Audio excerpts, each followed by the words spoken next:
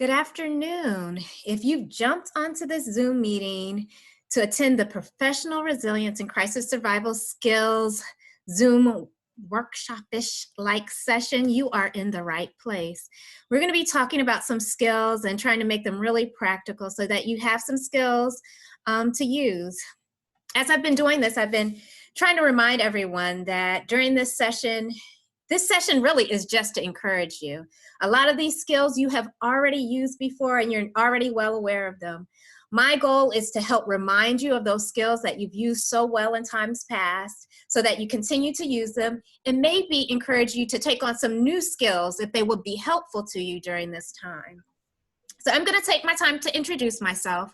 I do want to let you know that we are recording this session so that it can be available to others after today. All right.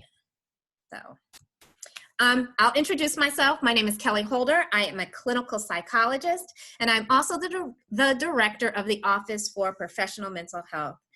Prior to taking on that broad responsibility, which includes providing mental health support for all of our students in the College of Medicine, our resident learners and fellows, as well as our faculty and physicians. Prior to that, I was the director of the Office of Student Mental Health and Counseling. Mental health is my passion. It's something that I'm very passionate about. Maybe some of you have attended Mental Health First Aid, which I teach at various places throughout the campus. And so because I'm passionate about mental health, during this time, I wanted just to pass on some skills to you. In my personal life, I am a mom. I've got 3 kids, and I'm also married to a physician. So healthcare is really a large part of my life, a large part of who I am. And it's with that notion that I bring some of the skills that I'll be sharing with you today. As always, when we have these kind of talks, we have to talk about objectives. Our objectives are, we're going to define professional resilience, and then we're going to identify some simple and practical ways we can promote resilience within our own lives. And then I want to list some crisis survival skills that we all can use. The concepts that I am borrowing from for this presentation are concepts and ideas which you could take full day seminars on. And so this presentation is only 30 minutes. So my goal has been to distill that information into something palatable so that you can end this presentation with a few skills or a few reminder of skills that you already use or that you could use to just aid yourself in getting through what we know is a really hard and trying time for all of us. All right, so what is resilience? I found this quote and I think it's, I like it. So I'm going to read it to you. It says, resilience is accepting your new reality, even if it's less good than the one you had before. You can fight it. You can do nothing but scream about what you've lost, or you can accept that and try to put together something that's good. I like this quote very much. However, if I was bright enough to have come up with it on my own, the only thing I would have changed was that or to and, because in resilience, we know that there are some things that come into our lives that we do need to fight. So yes, there are some things that we want to encourage you to fight against. And number 2, dealing with our emotions is really important. So maybe it's important that you scream, that you vent, that you let out your frustration and how you feel. And most importantly, it is good for us to accept what is, not that we like it, not that we want it, not that we invited it, but it is happening. And what can we do in the face of what is to put together something that can enable us to live the best kind of lives that we can live in the midst of what is happening? And it is in this notion that I share with you the following things. So what is professional resilience, right? It's the ability to bounce back from the stress of a clinical environment, right? We know that healthcare workers who are resilient are better equipped to handle challenges in patient care, challenges with changes in administration, challenges about the items and the things that we need, processes in place to do our work, right? I just need to take a moment to remind you that you are already resilient. Just because you are where you are, you have used resiliency techniques to get here through your training, through the work that you've done. If you think about your own personal life, I am sure that there's some obstacles that you have already overcome and things that you've come out shining with, right? And so again, what I'm going to share with you might not be completely new. And so I want to remind you that you do already have these skills, and I want to encourage you to use them and maybe remind you of a few things you might have forgotten along the way. So why do we need to talk about resilience anyway, right? Because healthcare comes with several occupational hazards. Right now, we know that there are biochemical hazards, right? Such as COVID-19. This is the reason why we are not sitting in a room together and we have to do this over Zoom, right? And there are other kind of biological hazards that we face, and those are still present in the face of this pandemic, which makes work within healthcare even more difficult, teasing apart this current crisis in the face of all the other healthcare challenges that you may have to deal with, right? There's chemical hazards, there's physical hazards, right? Noise, radiation, slips, trips, falls, handling heavy lifting people and things, right? Ergonomic hazards. Then there's psychosocial hazards, right? The things included in shift work. There could be violence, there's stress at work. And today we're gonna focus on how those psychosocial hazards kind of bump against this biological hazard and creates some of the stress we could be experiencing today, all right? Then there's fire and explosion hazards, and of course, electrical hazards. These are the hazards that are outlined by the World Health Organization as the occupational hazards of being part of healthcare. So if I look specifically at psychosocial hazards, the three things that come to the top are burnout, compassion fatigue, and vicarious traumatization. Today, we're really going to focus in on that middle one, the compassion fatigue. This, in the work that I've been doing in the face of this crisis, is the thing I hear that comes up more than anything else. Most of you are aware of these concepts. We talk about burnout in healthcare all the time, probably till we're blue in the face, and it might bring up certain thoughts for you as you listen to this. But when we speak about burnout, burnout usually has a quality that leaves one feeling like, I just don't care anymore, like I can't give anything else.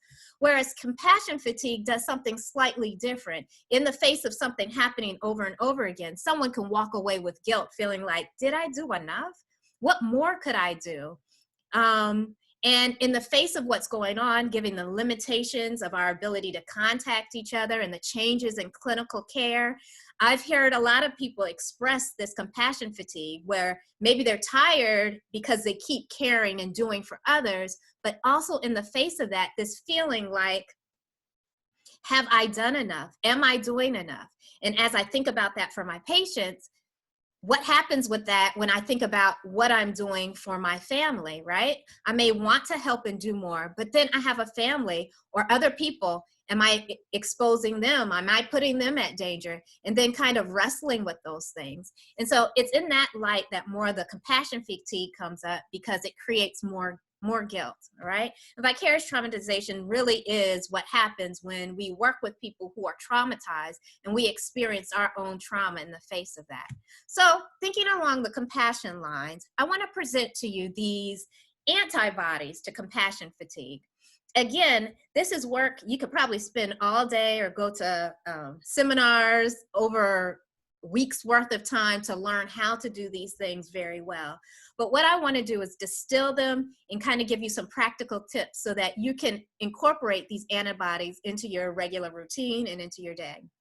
The 5 are here: self-regulation, intentionality, perceptual maturation, connection, and self-care. And so on this next slide, I'm going to outline them. And again, just a simple way to kind of increase your resiliency. So the first thing is this idea of self-regulation. This is a simple concept. The idea is that when we experience stress, whether it's imagined or something that we're actually facing, and when I say imagined, I mean thinking about going into a difficult situation. While the situation isn't happening right now, but it might happen later, thinking about it can bring up some of that stress and those fear-like feelings. So the idea here is that when you notice that fear and that tension increasing, being able to notice it, identify it, and then relax it. And while it sounds simple, it's something that does take a bit practice, but the skills involved really are simple ones. So if you're already involved in a regular meditation practice, continue that skill. If you do relaxation exercises, continue that skill. Something I find really simple, like one of the simplest ways to reduce tension, is what I call focus breathing awareness. It's a really complicated way of saying stop and pay attention to your breathing. If you stop for just 30 seconds and notice your breath, is it fast? Is it slow? Is it shallow? Is it deep? What does the air smell like, right? Just ask yourself those 3 simple questions and really tune into your breath, not thinking about anything else. You will walk away from that 30 seconds feeling more relaxed than you did before that 30 seconds, all right? Another really simple way to relax tension is laughter. Finding things to laugh about, and not, in a sinister kind of way, but laughter that really brings out some of that joy, things that you enjoy, things that are naturally funny to you. The last time I gave this presentation, my kids did several things. I'm home, I got 3 kids here. One kid went outside and rang the doorbell during the presentation. And so after it was over, I was able to take a moment and just laugh about how, while I'm trying to tell people ways to care for themselves, I needed to practice that myself during the presentation, okay? So these are skills that we can incorporate and use on a regular basis. The next thing is intentionality. This is, again, another simple technique. This is setting an intention at the beginning of your day based on your values. How do you want to approach your day? I know for the last 4 weeks, my intention has been around finding gratitude or finding something to be thankful for in as many moments as possible, has been one of my intentions in most days. When you set that intention, you can then have a place to focus in. And when we focus on our values, again, it increases our resiliency. It allows us to bounce back from whatever the stressors are for the day. And it reminds us of what really is important. So while gratitude is one of my values, what is one of your values? Is it being helpful? Is it integrity? Is it honesty? Is it being supportive of others? Is it kindness? Whatever your value is, and you can Google a list of values, pick out one every day, focus in on that value, start your day with that intention and carry that intention throughout your day. Again, it keeps you grounded and it increases your resiliency. The next thing is this idea of perceptual maturity. Basically, this is about being true to yourself. It's allowing you to hold at bay what the outside world might want for you and choosing that what you've decided for yourself is the thing that's going to help keep you going. So a great, really simple example of that is I love the work that I do and I hate paperwork. Both are true, right? And in order to do my work with integrity, I have to do the paperwork and I have to do it well. And so in order to do that, I've decided I'm at the level of choice. I am choosing to do my paperwork because I want to do my work with integrity. That allows me to face my paperwork in a very different kind of way than if I say, well, the man says I got to get my paperwork done.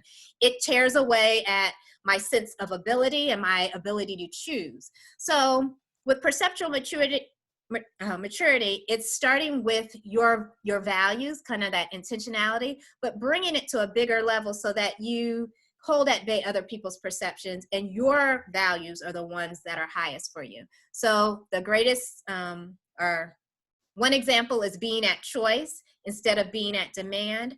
Because I chose this profession, these are the things that come with it. And so I'm doing this work or whatever it is because I'm at the level of choice. I have chosen this versus someone's making me do it.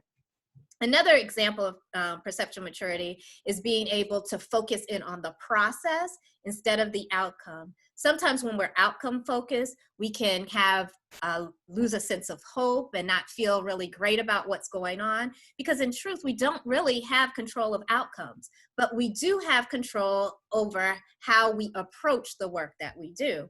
So it's saying, all right, I don't know what's going to happen at the end of the day, but I know I can do this, this, this, and this. I know how to do these steps. These steps are important. They're valuable. And if I do them the best I can, my hope is that the outcomes are the best that they can be, without holding over our heads like this sense of things have to turn out this way. And instead focusing on how we do the work. Again, it increases our resiliency. This next one is about connection. There's some literature that suggests that we should have at least 3 connections within our profession or the line of work we do, or maybe just in the thing that's the stressor for us, that we can talk openly and honestly with, right? These connections help us stay grounded. They remind us that we're not alone. And then it gives us this chance to kind of have a dialogue with someone who truly understands what we're experiencing. I'm a part of several groups, and one of the groups that I value very much is a group of professionals who are counseling, mental health office directors at other medical schools. And when I talk with them, and especially last week or a week before last when we met, and I was able to talk about some of the stressors that are happening on our campus, the way I'm serving our campus, and hear from them what they're doing, it left me feeling empowered, because I'm not doing this work on my own. They're doing this kind of work, and we were able to support each other. Another great example is I talked with another friend of mine who is a central worker. She's a teacher, so she's home.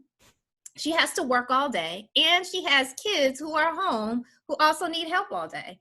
I could identify with her. I have 3 kids here who I'm supposedly homeschooling, yet I'm working all day. What is that stressor like? How are we getting through these moments? And talking with that person, hearing what they're doing, and venting a little bit, but coming up with some solutions on how we approach our day, again, increased my resiliency and made me more willing and able to try again the next day.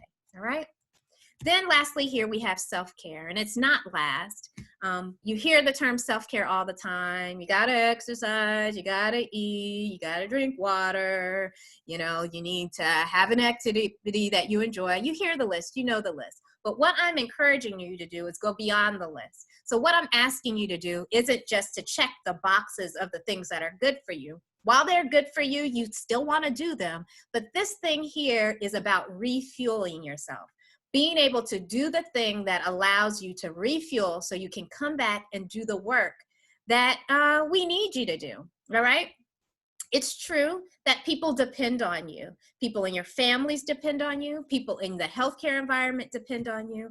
And so be encouraged that whatever it means for you to refuel yourself, you've got to figure out a way to do that, because in order for you to continue to serve, you have to still be around. So whatever it is that will refuel you so that you can continue to do your work, continue to have compassion for others, continue to serve in whatever capacity that is, I want you to be encouraged to do that. All right, so those are the tips around improving your resilience during this time.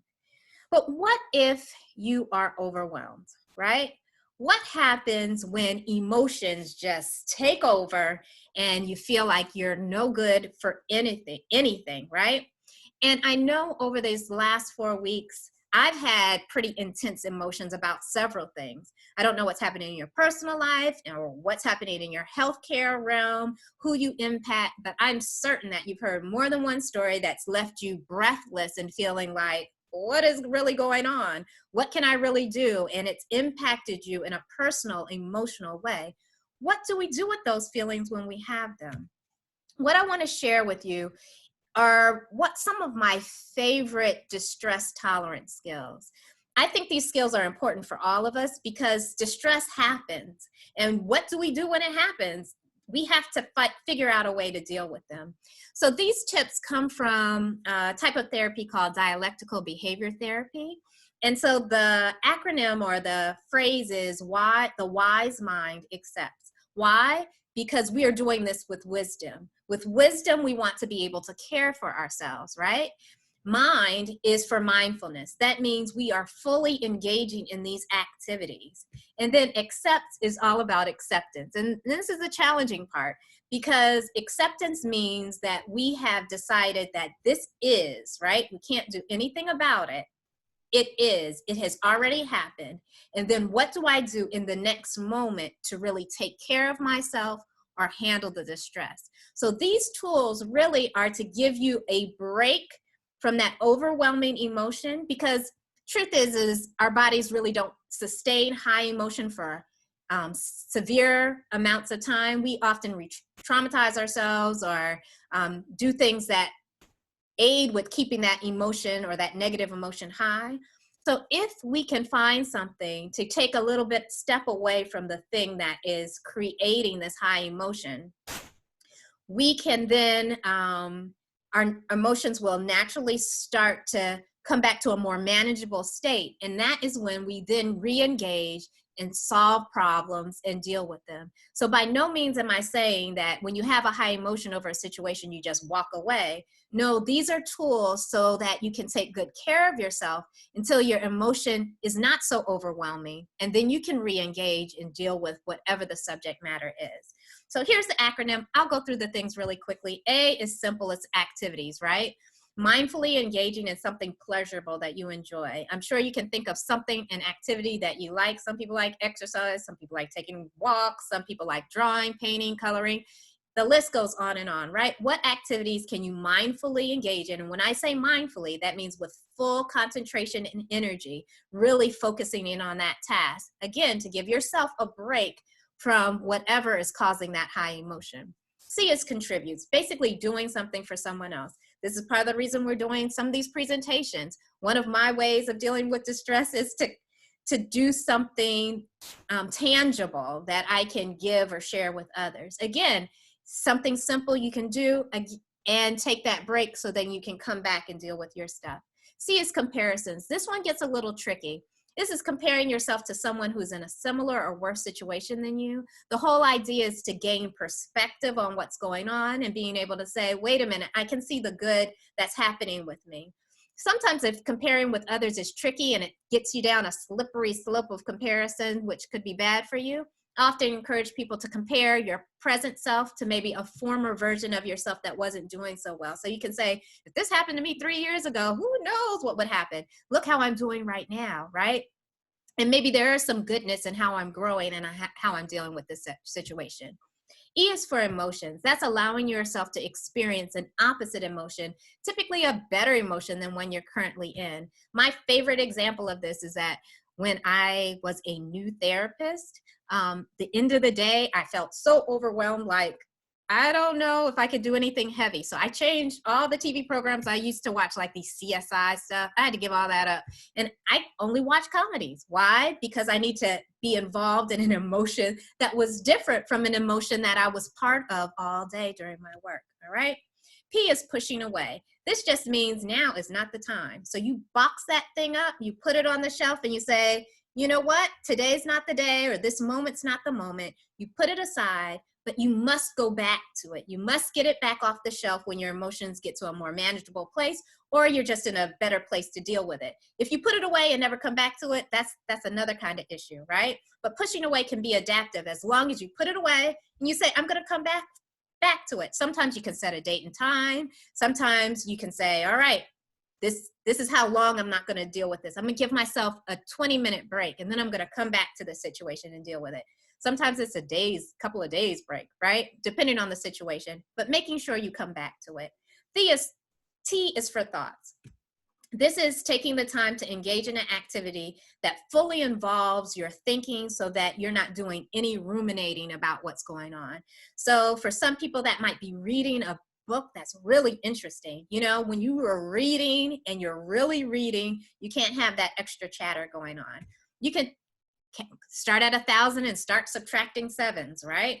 You could do a Sudoku puzzle, a poem, or lines from a play that you were in middle school or elementary school, taking the time to conjure back up those thoughts and recite that thing. Again, that can give you a break. And then S is for sensations, really experiencing some intense sensation that keeps you from really thinking about or engaging in the thing that's causing you to feel overwhelmed. So taking a cold shower, it's hard to think about something when you do that. Sucking on a sour lemon, or eating a really spicy mint, or red hot balls, those kinds of things. Another thing could be petting your animal, like taking your dog out and petting your dog or your cat. Again, this is involving yourself in a positive sensation that aids you in not having these ruminating thoughts. Again, all of these things are just to give yourself a break from that overwhelming feeling, a break from that negative emotion. If you've accepted what's happening, and then you do this with a wise mind, right? Accepting and do these things. Then when your emotions return to a manageable level, come back to that thing. And then you can start to think and plan and make adaptive choices moving forward about what's happening. What if you are stuck at home? You know, some of us, our work is portable, and now you're at home. Maybe some of you aren't at home completely, but you're going to clinic and you are just on the phone all day. So your day isn't as regular as it used to be because there's much more telemedicine and things available to you. What do you do, or what are some tips to kind of help you manage those days much better? Some of these things I'm sure you've seen, but I'll go through them very quickly. Keeping a routine is very helpful, right? Because it helps keep our bodies regular, and it will aid us in not like slipping into depression or anxiety and those kinds of things. The regularity is good for us. So setting a routine or a generalized kind of schedule for yourself, eating regularly, or if you're home and you're passing by the kitchen a lot, telling yourself, well, these are the times I'm going to eat, and I'm not going to eat during these other times. All right. Taking time to go outside. The fresh air, the outdoors is really good for us. Making sure you're connected with friends and family. Although we cannot be together as we were before, finding creative ways to connect. I just was invited to a Zoom tea, and there was it's like a women's tea. There was like 35 people there, and then we broke into small groups and chatted. It was really nice. A friend invited that to me. So there's creative ways for us to connect and still have social engagement with people. Make time for your spiritual or religious practices. You know, these are the things that bring meaning into our lives. So whatever you need to do that aids you with creating meaning, engage in those things, all right? Because at the end of the day, that's really what we're left with. What is life about? What does it mean for us? So whatever meaning-making parts of your life, you want to spend time in them. Now's a good time to dig in. If you're at home, make a spot for work, and then make a routine to shift from work to unwork. I have a chair that I like to sit in at the end of the day, and after I've sat in that chair for about 15, 20 minutes, I know that I have ended my work day. Whatever it might be for you to aid with transition, maybe you go outside and take a walk, and when you come back in, you're done. Those transitions are very helpful. I know a lot of people are mourning their commute, right? And then last, but definitely not least, please be kind to yourself, all right? This means treating yourself as you would a good friend, extending that kindness to yourself. It also means understanding our common humanity, right? While you are experiencing something that's very unique to you, other people are experiencing things similar. And so while your story might not be the same as someone else's story, just knowing that we are having a human crisis right now and you are not alone is very helpful. And then the last piece of that self-kindness and self-compassion is all about being able to mindfully engage in your world and things that are happening for you. Mindful engagement in your own life, in the activities that you enjoy. And again, when I use that word mindful, I mean intentional, fully engaging all of your thoughts and your senses into that work. All right, if you were in my office and I were to give you a homework assignment based on what I just shared, this is what it would be. Number one, I would say, what are your go-to coping skills? Identify what those things are and hold on to them. They're important to you, don't let them go. If you have forgotten over time and need to be reminded, just take the time and say, oh, I used to do that. Maybe I'd like to go back to doing that again. Then number two, what skills do you want to mindfully add? Taking your time, not just adding stuff just to add stuff so your list is impressive, but adding things that will only bring quality to your life or goodness to your life, all right? If you need to add something, add it. If your list is already good on its own, don't add anything else, all right? You want to be intentional and take your time if you need to add something else. Then figure out, when will I do these things? How often do I need to do these things? Is there room for flexibility? Flexibility is really important. Over the last 4 weeks, things have changed so much quickly. You know, every time you open your email, it's like, oh, we're doing this now. Oh, we're doing that now, right? Allow yourself to have some flexibility, because you don't know what life might look like next week. It's okay for you to be flexible, knowing that what's good for you, but you might have to change it up a bit, change it. Maybe it's not going to be perfect, but you're still doing something, okay? So leave room for flexibility. And then finally, do you need help? Do I need help, right? And who will you ask for help? Maybe it's in your home environment that you need more support. Maybe it's you just need somebody to talk with. If you don't have those connecting people, reach out to somebody and say, I need somebody to vent to, all right? Maybe you need professional support, right? And there's someone you need to reach out to because these pressures are starting to slide into mental health issues. If they are, reach out for help. There is no shame in any of these things. Again, I'm here to encourage you. People need you. And so with that, I want you to be able to take good care of yourself. So I have some resources for you. Oh, I forgot about this. Before I tell you the resources, this picture I think is an amazing picture. You see these flowers bursting through the concrete to grow. I think it's an amazing picture about what nature is capable of. And if you've never been to this website, I'd encourage you to check it out. It's earthporn.com. And this particular post is Life Finds a Way, 25 plants that just won't give up, something like that. There's a gorgeous picture of like a flower growing out of a bullet that I think is really great. You should see that. Let's see. So yeah, if you have a chance to look at these pictures, do so. When we look at nature and what nature does and how it grows and its flexibility and how it responds to what the environment gives to it, I think it's a good analogy about what we can be capable of with our own level of resiliency, trying to be flexible, giving ourselves what we need. It might not be the way we wanted it to be. However, we are able to craft something that can be beautiful, that can shine through, that can break through very difficult and hard times. All right, now I have the resources. Let's see. We're going to go to that slide. So we do have an employee support hotline. So if you need this number, please use it, 310-508. It is being manned by our chaplain service. They do the initial telephone support, but they have a lot of resources, and so they can direct individuals to whatever support they need, which is being supported by my office, the EAP, and we have volunteers through the Department of Psychiatry and Behavioral Health here at Penn State. We're all interested in your wellness and your mental health, so during this time, there's no need for you to be in this by yourself. Reach out for help if you need it. This is also the website for wellness and emotional support resources. There's tons of stuff there. Check that out as well. And then finally, this is the information from my office. Again, we're the Office for Professional Mental Health. We are staffed by myself. We have a master's level counselor, Justin Jacques, and Dr. Martha Levine is a psychiatrist who provides some of her time to our office. We serve all the students within the College of Medicine, residents, fellows, faculty, physicians, and faculty as well. If you want this presentation, just send us an email. We'll be glad to share the slides with you. We've recorded it today, and we're going to try to share it and make sure it's available. If you have questions, please reach out anytime to us. In fact, if anyone's put questions today in our chat box, we'll look at that now to see if there are any questions that need to be addressed. Trudy, can you help me out?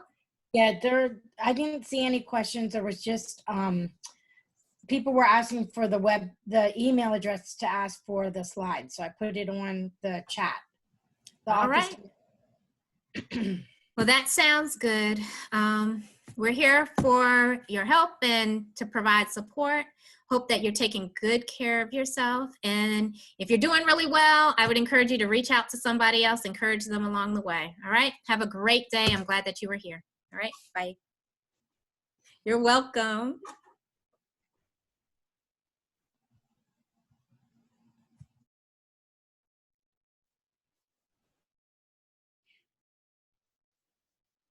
There was one comment, Dr. Holder. Somebody asked about how do you not feel guilty about being able to. She's not on.